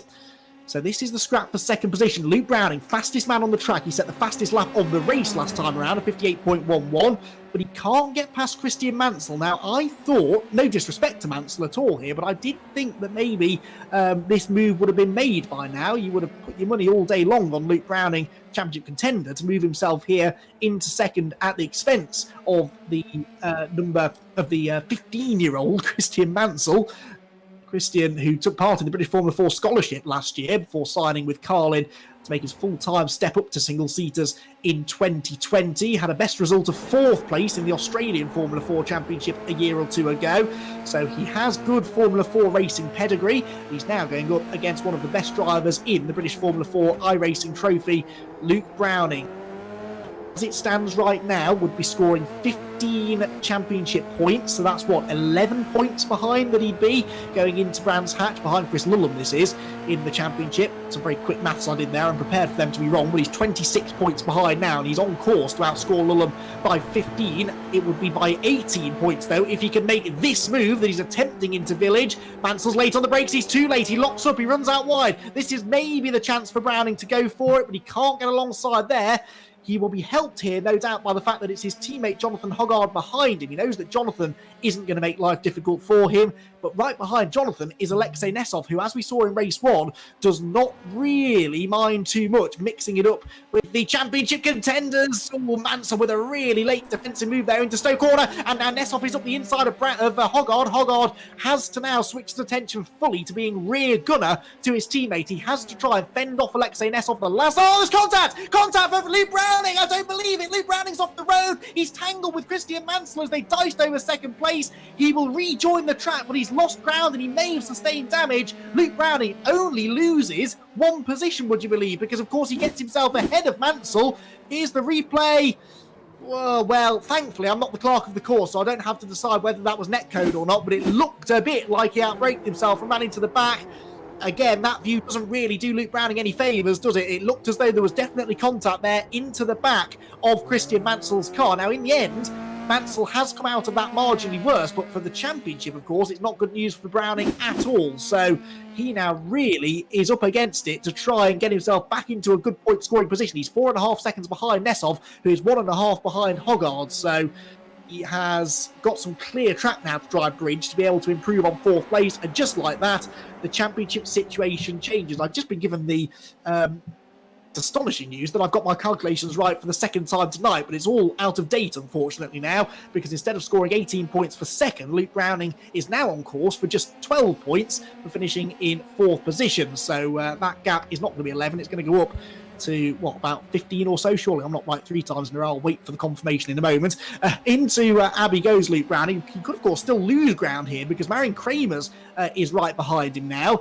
And we need to know, really, whether or not Luke Browning has any suspension damage, any front wing damage. I can't see anything obvious at the front of the car, but it's not always obvious. If he's knocked the tracking out slightly, if he's knocked the steering out, that will definitely be hurting him down the Hanger Straight, where they're heading now. He's also got no one in front of him to gain a slipstream from, so he is quite literally a sitting duck here to Marion Kramers, who is drafting up behind him, but not able to get close enough. They're almost on the rev limiter there, I think, into the end of the Hanger Straight, so not much scope for slipstreaming at that point.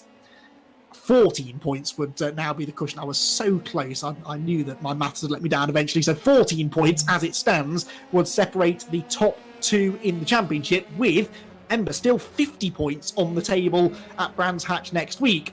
There's Jaden Oyeda, who's up to 7th, having started in the pit lane, by the way. It's easy to miss out on some of these storylines sometimes when the championship battle is so riveting, but Jaden Oyeda is running really, really well here, and he is ahead right now of Christian Mansell. So Mansell trying to recover after that contact. Oyeda runs a bit wide, though, and might be about to hand this 6th position to Mansell anytime soon. So yeah, he's already actually gained a position since I was handing that note about him gaining all those places from the pit lane. He's about to go back to 7th though, so again, I was almost right, because Mansell, can't actually drive straight around the outside of him down the Hangar Straight. It's not going to be that simple.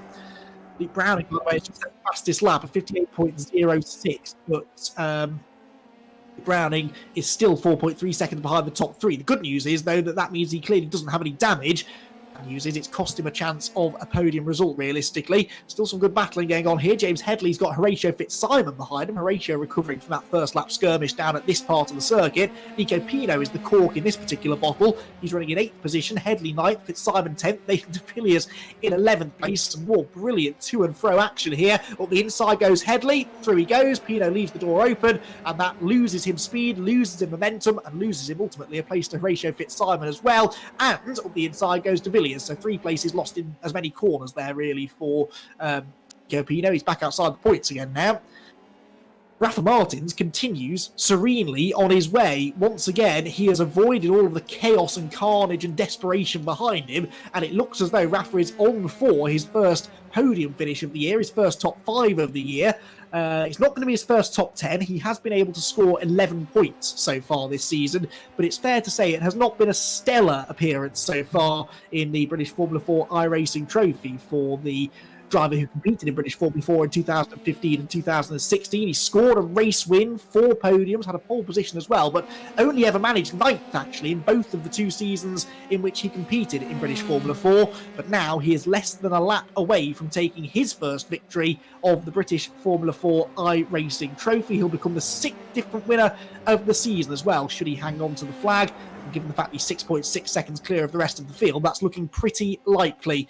Out of Stowe he goes. I think we're going to see the checkered flag this time. Anyway, this should be the final lap. Yep, confirmation in my ears. The time, there it is, runs out as they turn into club for the final time. Rafa Martins then comes out of the final turn. He will take his first ever win in the British Formula 4 iRacing trophy, and a thoroughly well-deserved one from pole position as well. It may have been a reversed grid pole position, but they're sometimes the harder races to win. It was a brilliant drive nonetheless for the Arden driver. He gets the victory. Hoggard second, Nessov third. Luke Browning in 4th position. What could have been for Luke Browning?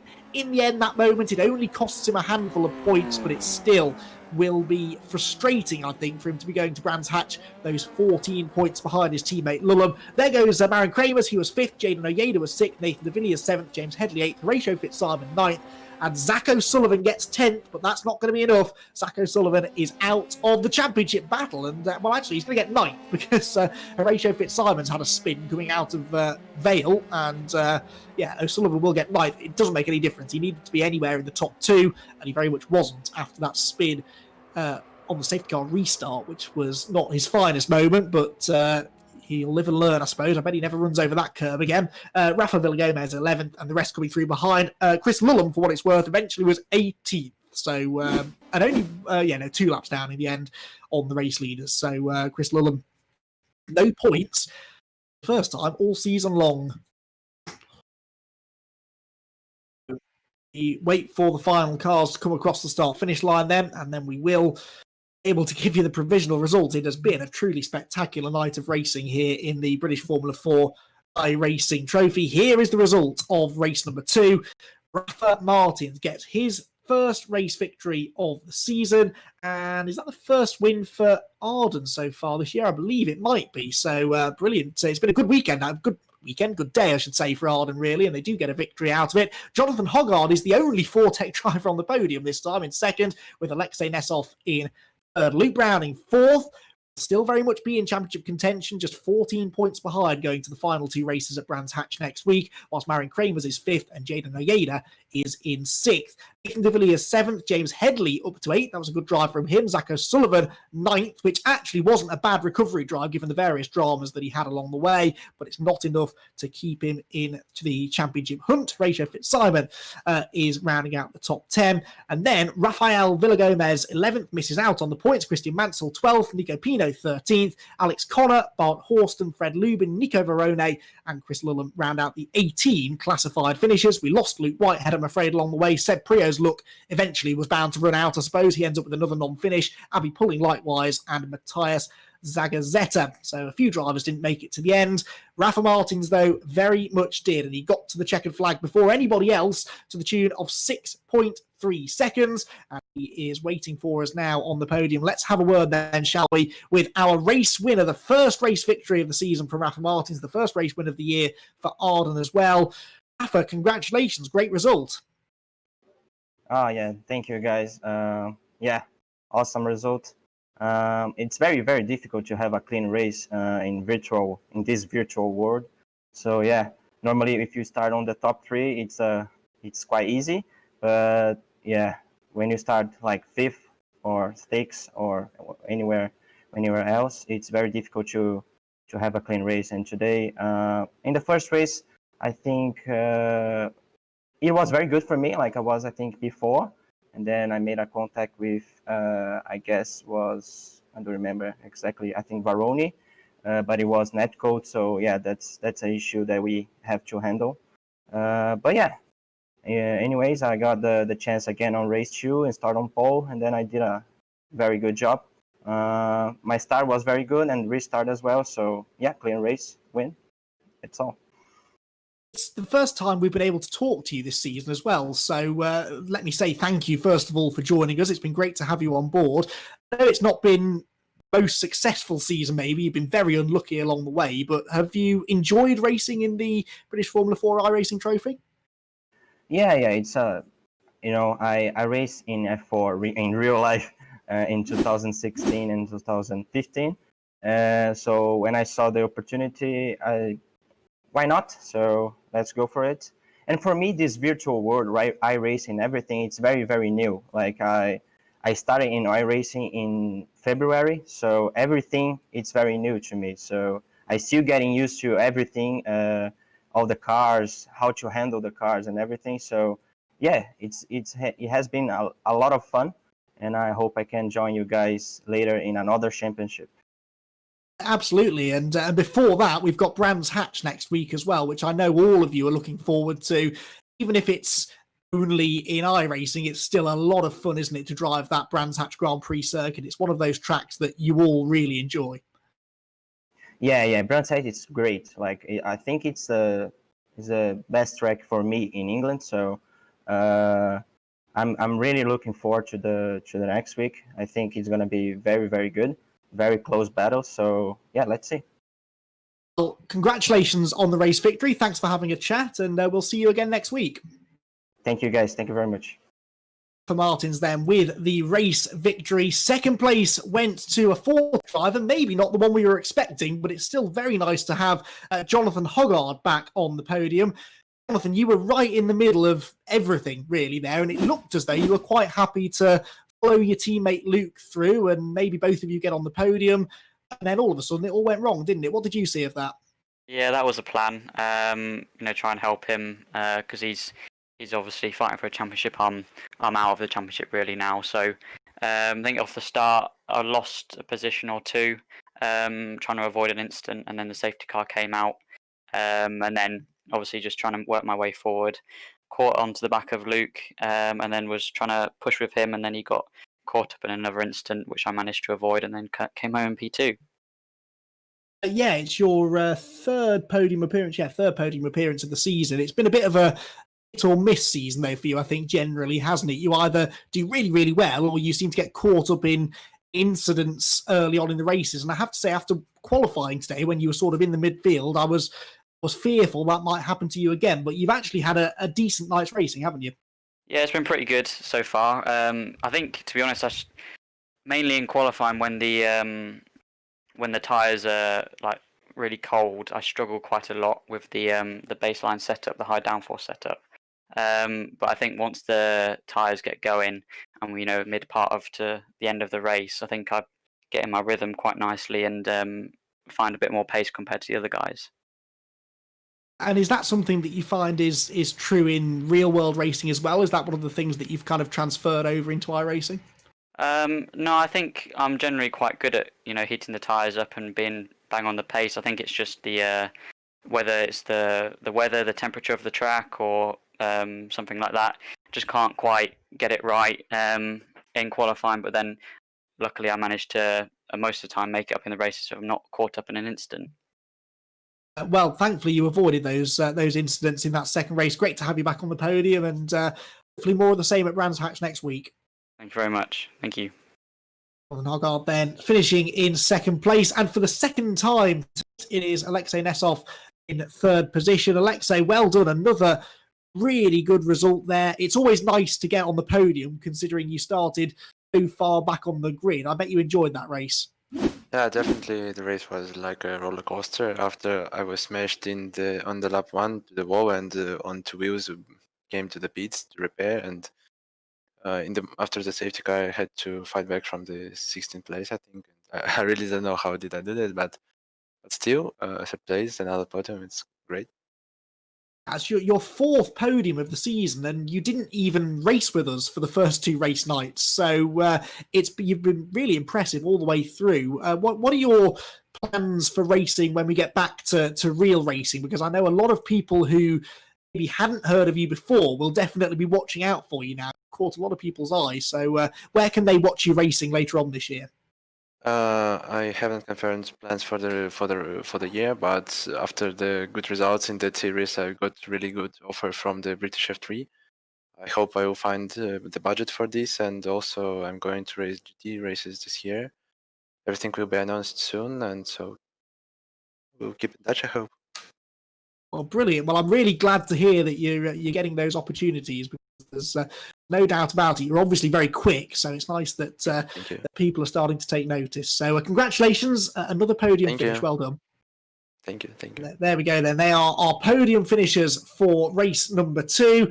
Now to 2 drivers who weren't on the podium, but they're the 2 most important drivers in a way going forward to Brands Hatch next week, because they are our top 2 drivers in the championship. We will bring in Chris Lulham and Luke Brown, and we'll start with Chris Lulham. Chris, race didn't go to plan. I think it's quite obvious. Let's start with the negatives. What happened on that first lap? Because it really did ruin your race right from the word go, didn't it? Yeah, no, I just got caught up in a little incident. It's like got a little bit cut off and touched the curb on the kink, but yeah, and then I got collected after that. So I was out. I couldn't repair in time to get on the leading pack with the pace car. But yeah, didn't go to plan. And you really couldn't script it, could you? Because we were kind of, during the commentary in the first race, we were kind of saying, look, that first race, you took more points out of Luke. Weren't saying you'd won it yet, but certainly you'd done a lot of the hard work. But it's almost typical, isn't it, that just as you've almost got one hand on that championship trophy, all of a sudden something goes wrong. But that's motorsport for you, isn't it? Yeah, no, it's unpredictable, but things like this happen. I can only go better in race 2 next week. Well, let's talk about next week then. 14 points, we think, separating you and Luke. The Brands Hatch Grand Prix circuit, the perfect place to settle it. Not an easy place to pass, but a very easy place to get caught up in contact and other people's problems. So what's your sort of game plan going into the final 2 races next week? Really, it'll be just to secure top 3 in race 1, and then try my best to survive the carnage in race 2. Get like a top 6-7 points finish, and that should secure everything I need. And how ready will you be to work with Luke next week? Because we saw in that first race you were kind of working together for the first 10 minutes or so. Does that go out the window now that you've only got these 2 races to go, or are you still kind of going at this as a team effort? Yeah, no, we do kind of have a team effort, but if it comes down towards the end of the race and we have no one else in contention, we will fight for it. But again, we're pretty respectful with each other, so I doubt it'll cause any issues. Well, we're really looking forward to it. Commiserations, that's the first time you've been out of the points all year. I suppose you could have timed it slightly better, couldn't you? But it set us up for a brilliant championship decider next week. We're looking forward to it. Best of luck for next week, mate. Thank you. And then your championship leader by 14 points going to Brands Hatch. Let's bring in the man who will try to beat him, Luke. It looked as though second place might have been on the cards. The gap would have been just 11 points going to Brands Hatch. What happened down at club though? A bit of contact, wasn't there? Yeah, I mean, I don't know what to say really. I was trying to. I said in the voice chat, I just don't want any contact, and he locked up the rears going in, and I just had nowhere to go. Ended up piling into the back of him. Yeah, that was tough. That would have been good coming away with second. But yeah, fourth is good. You know, it'll still bring it down to the wire. I'm not sure how big the gap is now. Do you know? I've been told 14 points, so that's definitely doable, isn't it?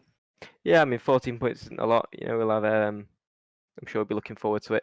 We was having a chat, me and Chris, and I think he got really unlucky as well. You know, it is one or the other, and it really is a luck draw this second race, because obviously the first full reverse grid, or is it? I'm not quite sure. 75% of the finishes with reverse grid, and obviously full points are awarded. So it gets tasty. Tasty is a good way to describe it, I think. And if it does go down to that second race at Brands Hatch, then that is going to be really tense, I think. But before that, you'll have that qualifying session, that first race, and given how tough it is to overtake at Brands Hatch, qualifying, I guess, is going to take on extra importance. And that's where you've had the edge all season long. Does that give you some more confidence, maybe, that you can shrink that gap before you go into that chaotic second race next week? Yeah, for sure. I mean, qualifying's been brilliant so far. I've just been able to really knuckle down and get my head down to it. Yeah, with the cold tires, I seem just to be able to really hook a lap up really well. Hopefully, yeah, with Brands being a circuit notoriously hard to overtake, hopefully just go for that pole. I just always struggle off the start a little bit. I will do, because I'm using a foot clutch, so it's a little bit more difficult for me to get it perfect first time every time. But yeah, it should be another interesting race, I'm sure. Well, last question then. We just asked Chris about the team tactics and the fact that you've been working together so far throughout the season, even tonight. Does that now go out the window next week? He reckons that you'll still be willing to work with each other at least until the end of the races, but given how hard it is to overtake at Brands Hatch, you also kind of have to just go for it if that opportunity arises. Yeah, for sure. I think, it's always smart to work together. I think, is it true that Fortec has wrapped up the team championship? I'm not sure. I can't count quick enough, but I'm pretty sure you have. Yes, you were over 100 points ahead anyway, so it's looking good. Yeah, I mean, that's awesome as well. So that's a big celebration for Fortec, the first British F4 championship, and then we'll go for it again next year, which should be good in the real cars. So yeah, that's the real sort of winner out of tonight. Me and Chris won too. We're both happy with that. And as long as the Fortec car's at the front, I think it's great for the team and great for us. Absolutely, and brilliant entertainment for us as well. You've teed it up perfectly for those final two races. We're looking forward to it, and I hope you are too as well. Best of luck for next week. Thank you very much. Cheers. Luke Browning then will be second place in the championship, going to the championship decider at Brands Hatch next week. You will not want to miss it. It is on the 8th of June, next Monday, 7:30 p.m. UK time. As ever, you can head over to the Year One Racing TV social media pages for all of their upcoming broadcast information. Also head over to the Formula 4 social pages there. I'm sure we'll have lots of social media activity over the next 7 days, building us up to that championship decider. And on that note, let's have a last chat with Damien Meaden, the Media and Public Relations Manager for the British Formula 4 iRacing Trophy. I was about to say, Damien, that you're going to be pretty busy this week, sort of generating all of the social media stuff and all of the promotion for that final round at Brands Hatch. But actually, some of it's kind of done for you. When you've got a script as good as this one, it kind of generates a lot of the interest itself, doesn't it? Yeah, if anybody had tuned in tonight on a bit of a whim just to see what all the fuss was about, they're certainly not going away disappointed, are they? That was the perfect advert for Brands Hatch next Monday. So yeah, in a way, that's half my job done. I can probably go and put my feet up for a week, can't I? Well, I'm not sure about that, but you might need to relax, I think, because if tonight was anything to go by, and my nerves are in tatters already, and this wasn't even the championship decider. I mean, 14 points going to Brands Hatch. It's going to be epic, isn't it? Oh, it's going to be fantastic. I mean, that qualifying battle takes on a whole new significance. I think so far for the Fortec guys, it's just been a little bit about pride, just who gets the slight bragging right and who sort of controls the pace going into the race. Now it's about the upper hand for the championship battle, and they both played it quite diplomatic in those interviews, saying that they're willing to help each other out. I think, like you say, that is going to be true to some extent, but I wouldn't be surprised if they give each other a little less room than they're accustomed to so far. Other storylines for today as well, just briefly before we wrap up. Alexei Nesov, what a night he had. 2 third-place finishes for him. It's been really nice to see drivers like him and Jonathan Hoggard as well, to an extent, real-world drivers that have that much iRacing experience, but getting better and better as the season's gone on. And actually, Rafa Martin's a great example of that as well. He was saying he was new to this whole iRacing thing at the start of the season. Now here he is winning races. This is something we said right at the start, wasn't it? That those drivers that were limited on iRacing experience were going to get there, and they were going to be quick by the end of the season. And actually, they're proving us right for once, aren't they? Yeah, and I think it's really interesting because in some ways that mirrors what happens in the real life series. You get quite a lot of drivers who have done a year already. They go into their second year. They've got the advantage for the first few rounds, but then the guys coming in as rookies tend to catch them up, and it's usually a pretty level playing field by the end. So quite an interesting parallel we can draw there. But to touch on what you said about the guys like Nessov and Hoggard, good evening for them. Nessov had a really unlucky event at Snetterton, so good for him to bounce back with a couple of podiums, and really pleased for Rafa Martins. You know, he's one driver who's had more than his fair share of bad luck so far, so good for him to get a win, and what a win it was as well. Just blasted away from pole position. 7.3 seconds I think was his biggest lead, and I think it was still about 6 seconds by the time he crossed the line, so did everything he needed to do. Perfect showing. Well, yes, and we've set it up perfectly for Brands Hatch, I think, next week. I'm really excited. I want the next week to just disappear in a flash, really. I want to get straight to it, but we've got to wait. In the meantime, where can people head if they want to find out some more information, not only about the iRacing Trophy, but also the Formula 4 Championship? Keeping an eye on all of the social media activity is something I know you're very much involved with. So where do people need to go for more information? Yep, we've kept that as simple as we possibly can. So it's www.fiaformula4.com.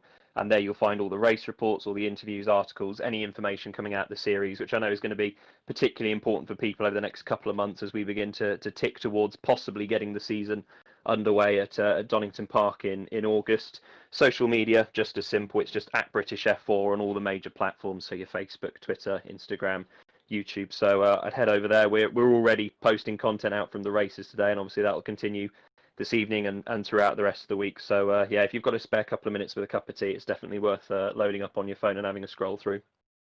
Stuff. And thank you, Damien, for all of your hard work as well. It's Damien that's been putting together all of our commentary notes, keeping me up to date with the points, and supporting my slightly ropey mathematics at times. So thank you, Damien, for all your help, and we look forward to hearing from you again next week. Yeah, absolutely. Thank you. I should just say, on the subject of the Teams Championship, I need to go away and do some maths now. I'm not entirely sure Fortec have wrapped it up, just purely on the basis that Carlin normally have twice as many cars in a race than Fortec have so far. So Carlin have run a peak of 6. Fortec only have 3 or 4 full season runners. So I need to go and work out what Carlin would get if they could, in theory, get a 1st through 6th result. But it's looking really good for them, and needless to say, that is quite an outside shot, if nothing else, because Browning and Ullum seem to be allergic to anything below 5th place at the moment. Oh, well, that is definitely a calculation I'm going to leave to you. I'm going to quit while I'm ahead on the maths. Yeah, please do. Yeah, no worries. I'll get on with that, and I'll let you know before we get going next week. But yeah, brilliant night. Sets up Brands Hatch perfectly. Can't wait. Stuff. Thank you very much, Damien. Thanks to everyone at the British Formula 4 Championship for all of their involvement. It has been a fantastic season so far. It all comes to a close next Monday, 7:30 p.m. UK time. Brands Hatch Grand Prix circuit. Make sure you're there in time to watch what should be a thrilling championship decider. That, though, is about all we have time for, I think, tonight. Thank you, everybody, for joining us. We hope you've been enjoying the British Formula 4 iRacing Trophy. It's been brought to you in association with Year One Racing TV, Alpha Live, and Momentum Social. Thanks to everyone at Year One Racing TV, Graham, our producer, for giving us all of the brilliant footage throughout tonight and the previous race weekend or race meetings as well. Dan Blake, our clerk of the course, and my regular co-commentator, has been as busy as ever tonight. They'll all be back again along with me next Monday night to give you the championship decider, British Formula 4 iRacing Trophy. Make sure you're there. A good one.